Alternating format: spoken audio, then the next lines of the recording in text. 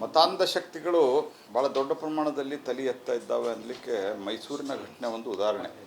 ಮೈಸೂರಿನಲ್ಲಿ ಯಾರೋ ಒಬ್ಬ ವ್ಯಕ್ತಿ ಏನೋ ಒಂದು ಸ್ಟೇಟಸ್ ಹಾಕಿದ ಅಂಥೇಳಿ ಇಷ್ಟು ದೊಡ್ಡ ಪ್ರಮಾಣದಲ್ಲಿ ಗಲಭೆ ಮಾಡೋದು, ಇದು ಪೂರ್ವ ತಯಾರಿಯಿಂದ ಆಗಲಿಕ್ಕೆ ಸಾಧ್ಯ ಇಲ್ಲ. ಇದರಲ್ಲಿನ ಎಲ್ಲ ಆಯಾಮಗಳಲ್ಲಿ ತನಿಖೆ ಆಗಬೇಕು. ಯಾಕಂದರೆ ಇವತ್ತು ಕೆಲವು ಆನ್ಲೈನ್ ಮಾಧ್ಯಮದಲ್ಲಿ ಬಂದಿದೆ, ಅವನಷ್ಟಕ್ಕೆ ಅವನು ವಾಟ್ಸಪ್ದಲ್ಲಿಯೋ ಎಲ್ಲೋ ಇತ್ತದು, ಯಾರು ಹಾಕಿದ್ದಾನೆ ಅಂತ ಈಗ ಅರೆಸ್ಟ್ ಮಾಡಿದ್ದಾರೆ. ಅದನ್ನು ಅವನ ಅಂಗಡಿಯಲ್ಲಿರುವಂಥ ಕೆಲವರು ಕೆಲಸಗಾರರು ಮಾಡಿದ್ದಾರೆ ಅಂತ ಇದು ಬಂದಿದೆ. ನನಗೆ ಇದರ ಬಗ್ಗೆ